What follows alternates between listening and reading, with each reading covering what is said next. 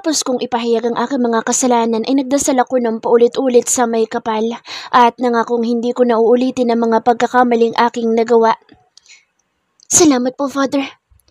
Akmang tatayo na sana ako at lalabas nang biglang magdilim ang aking paningin at nawalan ng malay. Nagising ako ng lalata at masakit ang ulo. Sunuyod ng aking tingin ang aking sili dito sa kumbento at nakita ko ang biglaang pagtayo ni Sister Monica nang magkasalubong ang aming mga sulyap. Iha, huwag ka masyadong malikot, baka makasama sa'yo. Nag-aalala siyang lumapit sa akin at inalalayan ako sa pag-upo. Nagtataka ako dahil sa kanyang reaksyon. Ayos lang po ako. Ano po bang nangyari? Ngumiti siya. Nahimatay ka doon sa kumpisalan. Mabuti na lang at hindi pa nakakaalis si Father. Po? Nahimatay ako?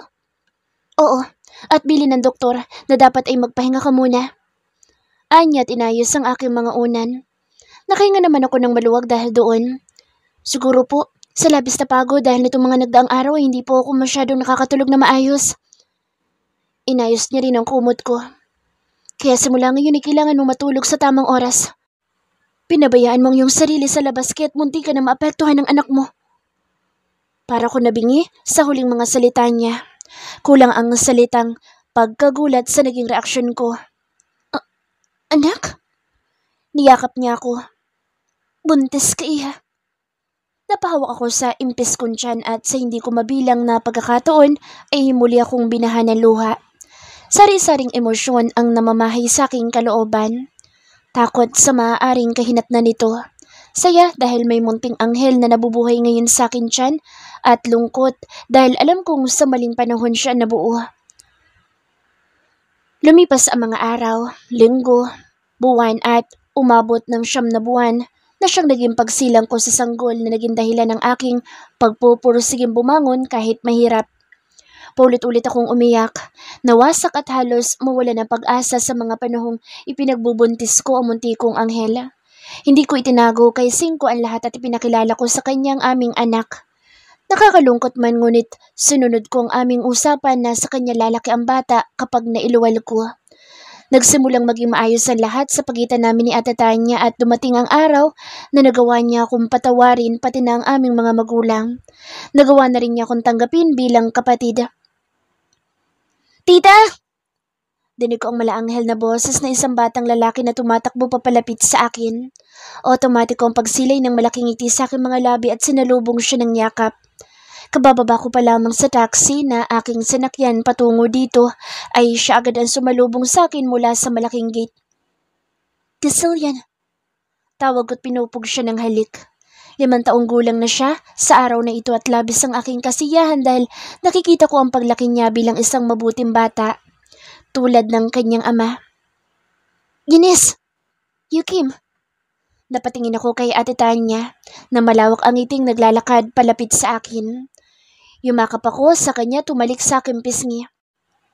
Alam mo namang gagawa ko ng paraan para makadalo sa karawan ni Gasillian. Sinulyapan ko ang aking anak na nakapulupot ang mga braso sa aking binti. Alam ko, gusto mong kargahin kita. Natatawang sambit ko't kinarga siya. Tara na sa loob. Nandoon sa 5th. Anya, mas lalo ko napangiti dahil doon. Kung noon ay may kirot ako nararamdaman sa tuwing naaalala ko siya, ngayon ay purong sayang nararamdaman ko dahil tuluyan ko nang tinanggap na hindi kami ang para sa isa't isa. Tulad ng mga nagdaang kaarawan ni Gasillian ay napaka-ingrande ng handaan at napakaraming tao. 5th, nandito si Eunice. Agad na lumapit sa amin ang kanyang asawa na nakikipagtawanan sa kanyang mga kapatid. Normal na ang lahat dahil pare-pareho na kami nakausad sa nakaraan. Sa'yo agad lumapit si Gasi kapag dumarating ka. Kilalang kilala ka eh. Kantsaw niya at siya naman ang nagkarga sa bata. Ako ang tunay na ina ni Gasillian ngunit sa Ate Tanya ang kinikilala niyang ina. At ako ay tiyahil lamang. Isa sa naging rason ko upang payagang lumaki sa kanila ang bata ay dahil hindi sila nagkaanak at alam kong nalulungkot si ate dahil hindi niya mabibigyan ng buong pamilya sa 5. Daddy, doon po muna ako sa friends ko. Ginusto ng bata ang bumaba kaya pinagbigyan ito ng ama. Be careful, Gasi. Yes, Dad. Nakasunod ang aking mga tingin sa musmus na masayang-masaya na lumapit sa kanyang mga kaibigan. Kumusta ka na? Napabaling akong muli kay Singko at masayang umiti. Eto, natupad ko na ang aking pangarap na maging madre. Sa una mahirap dahil sa nakaraan ko at sa pagkakaroon ko ng anak. Ngunit wala namang tuntunin na nagsasabing bawal maging madre ang isang ina. At sa tulong na rin ni na Father at Sister Monica, ay nagawa kong tanggapin. Paliwanag ko. Tumangutango siya at bakas din sa mga mata ang saya. Mabuti naman dahil sa kabila ng mga nangyari, ay hindi ko nasira ang mga pangarap mo. At tumawa siya. Mas lalo ko napangiti dahil halos maging guhit ang kanyang mga mata sa sobrang pagtawa. Malayong-malayo sa kanyang mga mata noong kasal niya. Kumusta nga pala ang check-up ni Ate Tanya? 3 taon na simula nang tuluyang gumaling si ate sa kanyang sakit at hindi ko man nasaksihan lahat ng iyon ay palagi ko siyang ipinapanalangin. Regular pa rin ang check-up niya. Ayokong tumigil siya para makasiguro kaming hindi nababalik ang sakit niya. Biglang nabahira ng pangamba ang kanyang mga mata. Alam mo namang hindi ko kaya mawala sa akin ang ate mo. Tuwang-tuwa akong marinig iyon mula sa kanya dahil mababakas ang labis-labis niyang pagmamahal kay Ate Tanya. Huwag kang mag-alala. Malakas si ate, kaya alam kong hindi nababalik ang sakit niya. Napatingin ako kay Ate Tanya na kumakaway sa akin upang palapitin ako. Naglalaro na nga sila ni Gazillian. Sumunod din ang tingin ni Cinco sa kanila habang ang masayang ngiti ay hindi mabura at napakaliwanag ng kislap ng mga mata. Akmang maglalakad na ako palapit sa mag-ina nang muli siyang magsalita. Salamat. Kunotong ako'y napabaling sa kanya. Para saan? Dahil nakilala kita. At salamat dahil pinili mong maging masaya ko. Salamat dahil sa'yo nagkakilala kami ni Tanya. Ngumiti ako at tumango. Masaya ako dahil hindi man naging maganda ang simula ninyo. Ay natutunan mo siyang mahalin. Labis pa sa naging pagmamahal mo sa akin noon. Sabi ko na nga ba't pagpapasalamat mo sa akin na lahat? Biro ko sa mga salitang huling aking binitiwan. May kinapa siya sa aking bulsa at tinukot doon ang isang bagay. Mas lalo ako napangiti. Salamat din dito. Ito ang naging sandalan ko noong mga panahong akala ko hindi ko kaya. Ang rosary na ibinigay ko sa kanya. Ngayong masaya na ako. Gusto kong ibalik ito sa'yo para ikaw naman makahanap ng kaligayahan mo. Umiling ako at hindi iyon tinanggap. Hindi na. Mas kailangan mo yan. Isa pa hindi ko na kailangan hanapin ang aking kaligayahan dahil matagal ko na iyong natagpuan. Itinuro ko ang taas kung saan makikita ang napakaaliwalas na kalangitan. Ang pag-ibig sa Diyos. Nang wala na siyang naging kibo, ay lumapit na ako kay Ate Tanya at nakisaya sa kanila. Tumulong ako sa pagkausap sa mga bisita at pagbibigay ng kanilang mga kailangan. Lumapit ako sa mesa kung nasaan ang mga handa upang kumuha ng tubig. Iha! Napalingon ako dahil sa pamilyar na tinig at agad ko iyong dinamba ng yakap nang makitang si Manang Dory iyon. Matandang-matanda na siya ngunit nandito pa rin siya, hindi bilang kasambahay kundi bilang lola ni Gazillian. Namiss ko po kayo. Masayang-masayang tugon ko. Naku, nagkikita naman tayo kahit noong mga nagdaang araw. Tumawa siya. Ngunit araw-araw ko pa rin po kayong namimiss. Nakangiti siyang tumitig sa akin bago bumaling kina ate kung saan karga-karga ni Cinco, si Gazillian at yakap ang ate ko. May mga ngiti sa labi, larawan ng isang masayang pamilya. Hindi na sayang ang sakripisyo mo. Anya, tumungo ako. Sila po ang para sa isa't isa. Sagot ko habang naluluha dahil sa masayang tanawing aking nakikita. Puro saya ang nasa aking puso at kontento na ako. Wala na akong hahanapin pang iba. Kami ang buhay na halimbawa sa sinasabi nilang pinagtagpo, ngunit hindi itinadhana. Malawak ang aking ngiti habang binabasa ang huling pahina ng aklat. Puno ng sayang aking puso sa kabila ng mga naging karanasan namin. Matapos kong mabasa, ay itiniklob ko ang libro at ilang ulit na hinimas ang pabalat noon. Mas lalong napalawak ang aking ngiti dahil sa pagbukas ng pinto at nakita ko doon ang pagpasok ng pinakagwapong lalaking nakita ko sa tanang buhay ko. Nagkasalubong ang aming mga tingin at kumindat ito habang may mga ngisi sa labi. Kumusta ang book signing mo? Umupo ako mula sa pagkakahiga sa kama. Sumimangot siya habang tinatanggal ang botones ng kanyang polo. Hinaplos-haplos ko ang kanyang buhok habang ang kanyang kamay ay abala sa pagpisil sa aking dibdib. Pumunta ako at muntik na nga ako hindi makabili nitong libro. Itinaas ko ang kakatapos ko lamang na aklat. Sinubukan ko rin pumila kanina ngunit pinagkakaguluhan ka ng mga kababaihang humahanga sa'yo. Kaya pinagbigyan ko na sila. Bakit ko pa ipagkakait iyon kung pwede naman ako magpapirma sa'yo araw-araw? Paliwanag ko. Tumingala siya sa akin na may liwanag na kislap sa mga mata. 5 taon na kaming nagsasama ngunit hanggang ngayon ay puno pa rin ng pagmamahal ang mga tinging ibinibigay niya sa akin. Hindi siya nagbago, bagkus ay mas lalong naging sweet at maalaga. Miniverx. Masuyo niyang pagtawag sa akin. Sinalubong ko ang kanyang mga tingin, pati na rin ang marahan niyang paghalik sa aking mga labi. Hanggang ngayon hindi pa rin ako makapaniwala na akin ka. Sobra naging takot ko noon na akala ko'y tuluyan kaming ikakasal ni Tanya. Pero nagtiwala ko sa prinsipyo ng aming pamilya. Hindi hahayaan ng mga ninuno namin na mabali iyon. Hinalikan ko ang kanyang noo at hinaplos sa muka. Dininig ng Diyos ang ating mga dasal kaya nilagpasan natin ang mga hamon sa buhay. Tumango siya at mahigpit akong niyakap. Mahal na mahal kita. At kung nagkataon na hindi tayo ikinasal, siguradong baliw na ako ngayon. I can't see myself cuddling with another woman. I can't see myself living without you by my side. Ako rin naman. Handa ko isakripisyo ang lahat para sa ate. Ngunit handa rin ako isuko ang aking pangarap para sa'yo. Bakit nga ba yun ang naging ending mo sa libro? Tumaas ang aking kilay at kunot noon tumingin sa kanya. Ngumisi siya at pinupog ng halik ang aking baba. Lumabas ako sa comfort zone ko sa pagsusulat dahil gusto ko maranasan yung hindi lang init ng katawan ang nararamdaman ko kapag nagsusulat ako dahil puro erotica ang content ko. Ni walang nagaganap na conflict. Tumango ako. Isa pa, para kahit man lang sa kwento ay naging masaya si Tanya. Hindi man siya naging mabuti sa akin. But still, she's your sister and she's my sister-in-law. Kaya nag-aalala din ako sa kanya dahil alam ko malulungkot ka na naman kapag may nangyari sa kanya. Humilig siya sa aking balikat. Basta, alam natin ang totoo sa kwento na simula noong magkasagutan kayo, ay nagparaya siya. At ang mga sumunod na pangyayari, fiction na sa akin libro. Basta, heto tayo. Heto tayo ngayon. Masaya. Mahal na mahal kita. Napatitig ako sa kanya na halos maluha ako dahil yun palang nasa isip niya. Habang ginagawa ang akdang iyon, ako naman ang iniisip niya. Bakit ba mahal na mahal mo ko? Naitanong ko dahil minsan napaka-perpekto na ng pagmamahal niya para sa akin na parang napaka-imposible. Kasi, ikaw si Eunice Fernandez Miller. Sagot niya na tila iyon ang pinakaangkop na sabihin. Dahil sa ligayang pumupuno sa akin dibdib ay hindi ko napigilang halikan siya sa mga labi. Mahal na mahal din kita dahil ikaw si Mr. Fifth Miller. Madalas kapag wala kaming ginagawa ay nasa ganitong sitwasyon lamang kami. Nagkukulitan at nagkukwentuhan ng kung ano-anong bagay na magpapasaya sa amin. Noon nakala ko wala ng pag-asa dahil desidido na si Ate Tanya na magpakasal sa kanya. Ngunit dininig ng Diyos ang aking mga dasal.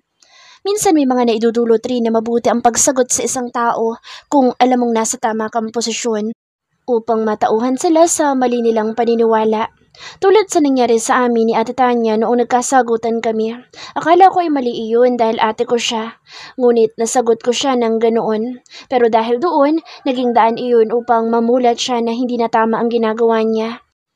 Kinabukasan ng araw na iyon ay kinausap niya ako upang humingi ng tawad sa mga nagawa niya sa akin na labis kong ikinasaya. Iniurong niya din ang kasal nila ni Fifth sa kadahilan ng hindi niya ito mahal at nais niya lamang na pasakitan ako at kunin sa akin ang lahat. Naalala ko pa ang huling mga kataga niya noon bago umalis sa bahay ni Mr. Fifth at bumalik sa ospital. Marami na ako nagawang mali sa iyo at ngayon, hindi ko nadadagdagan pa. Hindi na ako magugulo sa inyo at iuurong ko na ang kasal na hinihingi ko. At bilang kabayaran sa mga nagawa ko, ay magpapagamot ako at mamumuhay na hindi ka mag-aalala sa akin. Yun na siguro ang pinakamasayang mga katagang kanyang sinabi simula noong magkakilala kami bilang magkapatid. Nagpa-opera siya at gumaling at matapos iyon ay sumama siya kay Doc Ismael sa ibang bansa at doon sila namuhay na magkasama. Nabalitaan ko na lamang na ikinasal na siya.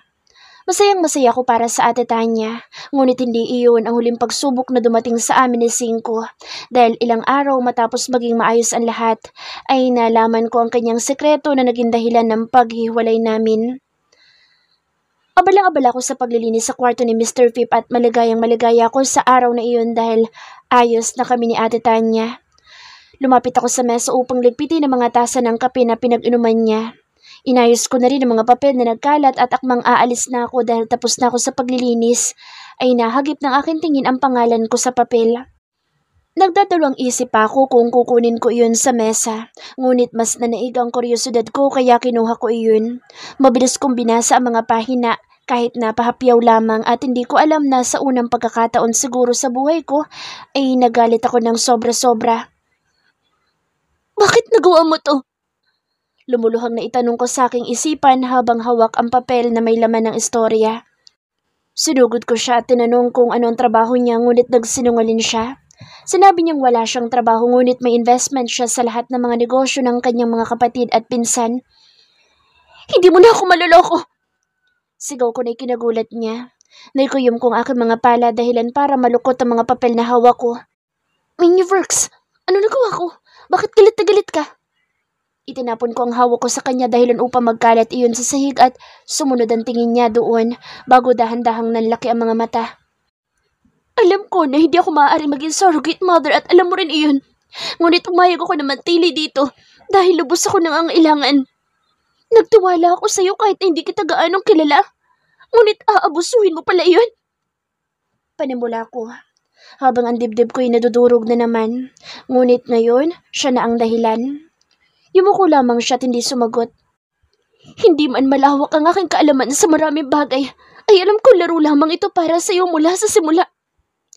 Hindi totoong mahal mo ako kaya mo ako kinuha surrogate mother. Kahit na hindi pwede. Rason mo lamang iyon upang may bago kang maisulat. Hindi ko alam na lahat pala ng ito'y planado niya para sa sarili niyang interes.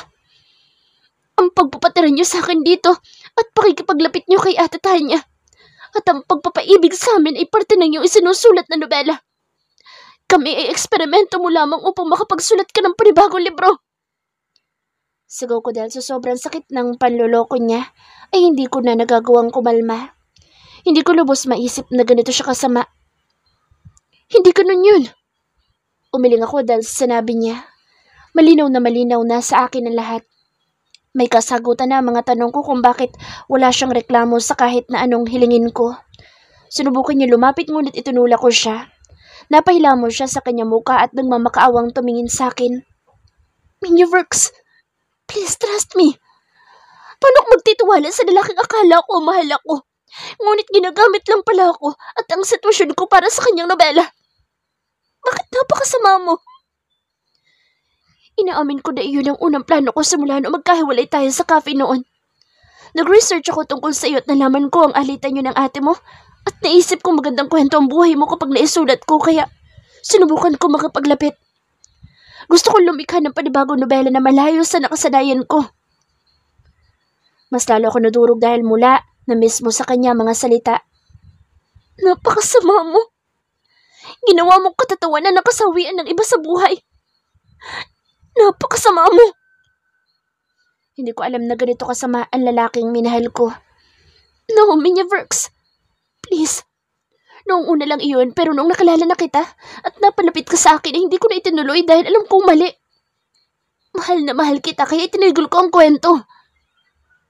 Bakit ganun? Hindi ko magawang maniwala sa kanya ngayon.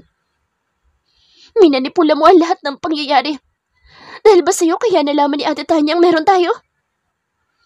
Hindi ko naniniwala na kay Julio galing iyon dahil pati ang larawan sa asyenda ni Mr. Leo ay nandoon. Nang tumango siya ay tuluyan akong nanghina at napaupo na lamang. Dadaluhan niya sana ako ngunit nagwala ako. Sobrang sakit ng ginawa niya dahil sa kanya ay lumala ang galit sa akin ni Ate Tanya. Kung totoong itinigil mo ng pagsulat sa kwento ng buhay ko, hindi na dapat umabot sa ganito. Bawat salita na lumabas sa aking bibig, mga salitang mula kay ate at mga salitang sinabi mo sa akin nakasulat dito. Pinulot ko ang mga papel at pinagbabato sa kanya. Lahat na nangyari sa amin ay isinulat niyo. Ginawa niyo kami laruan sa kwento mo. Umupo din siya at sumandal sa dingding habang nakatitig sa akin. May luha din ang kanyang mga mata ngunit hindi ako nakaramdam ng awa dahil mas nangingibabaw sa akin ang sakit ngayon. Dalawang magkapatid na iibig sa isang lalaki sa magkaibang sitwasyon. Napakaganda ng istorya at siguradong papatok sa masa. Napakapait para sa akin ang mga salitang iyon at tila asin na bumubudbud sa aking sugat. Napakasakit. Congratulations sa iyo dahil nagtagumpay kayo. Pumalakpak ako upang pagsalubong sa kanyang tagumpay. Tunay nga kayong magaling dahil tagumpay niyo kaming napapaikot sa inyong laro. Sinikap ko ang tumayo at nanunumbat na tumingin sa kanya. Ang hindi niyo lang napagtagumpayan ay ang paibigin ako. Pagsisinungaling ko dahil yun na lamang ang tanging maisasalba sa pagkatao ko. Ni minsan ay hindi ko sinabi na mahal kita dahil wala akong may papangako. Hindi ko may papangakong iibigin kita. At ngayon sasabihin kong hindi kita iibigin. Matapos ko sabihin ng mga katagang iyon ay tumuloy ako sa aking silid at kinuha ang aking mga gamit. At hindi ko na kayang makipagsama sa kanya. Hinabol niya ako ngunit hindi ko na nagawang magtiwala pa sa kanya. Napapangiti na lamang ako kapag naaalala ko ang lahat ng mga karanasang iyon na siyang nagpatatag sa amin ngayon. Pansamantalang nawala ang tiwala ko sa kanya noon dahil doon. Ngunit hindi siya tumigil at ginawa niya ang lahat upang muli ko siyang pagkatiwalaan. Ang pagmamahal ko sa kanya nag-udyok sa akin na muling magtiwala. Ang mga aklat na ipinaayos niya sa akin sa kanyang kondo ay mga nobela na gawa niya. Siya rin ang manunulat na idolo ni Ate Tanya. Kaya pala madalas siyang nasa harap ng kanyang laptop ay yun ang pinagkakaabalahan niya. Kaya pala ingat na ingat siya sa kanyang laptop dahil nandoon lahat ng kopya ng kanyang mga likha. Napakalikot ng kanyang imahinasyon, lalo kung erotika ang isinusulat. Hindi naging madali sa amin na lahat ngunit sa kapangyarihan ng pag-ibig ay nagawa naming lagpasan ang mga unos sa aming buhay. Nagsigarilyo ka na naman ba? Taas kilay na tanong ko sa kanya habang pababa kami ng hagdan. Mabilis siyang umiling. Hindi po, matagal na ako tumigil. Takot ko lang na ipulunok mo sa akin ng stick na sigarilyong may baga. Natatawang sagot niya. Mabuti, dahil ayaw na ayaw ko nagsisigarilyo ka lalo't lalaki ang anak mo. Makagayahin ka pa. Sambit ko. Natawa ko dahil sa pagsaludo niya. Gasillian, baby? Where are you? Sigaw ni Cinco pagkababa namin. I'm here, tatay. Sabay kaming napatingin sa ilalim ng hagdan at natawa dahil nasa loob na malaking banga ang anak namin. Bakit ka nandyan? Tanong ko. Lumapit ako sa kanya at kinarga siya. Kasi po, nanay, baka po habulin na naman ako ng mga girls tapos kukurutin na naman ang pisngi ko. Napanguso pa ito. Napatingin ako kay Cinco na nagmamalaki na naman. Nasa lahi natin yan, anak. Mas madami pang girls ang hahabol sa'yo paglaki mo. Pero kapag malaki ka na, hindi ka natatakbo dahil tatanggapin mo silang lahat. Sinamaan ko siya ng tingin. Miniverx, hindi na mawawala yan dahil ang asawa mo'y pinakagwapo sa angka namin. Pagyayabang niya na ikinailing ko na lamang. Sanay na ako sa kahanginan niya. Kinuha niya sa akin si Gasillian. Huwag ka na magpapakarga kay Nanay Gasi. Dahil malaki ka na, mapapagod siya. Bili nito sa anak. 4 na taon na si Gasillian dahil nabuo siya matapos ang kasal namin ni Cinco. Yes, tatay. Bibong sagot ng aming anak. Tara, laro muna tayong basketball. Pareho silang humalik sa akin pisngi bago nagtungo sa likod bahay. Nakangiti lamang ako habang nakatanaw sa papalayo nilang figura. Pinunasan ko ang luhang kumawala sa aking mga mata dahil sa labis na ligaya.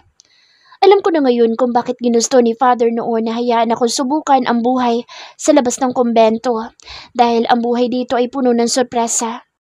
Yung tipong akala ko pagmamadre ang para sa akin, yun pala ay ang maging butihing asawa ni Philip Miller, ang maging Mrs. Miller at maging ina ni Gasillian Miller.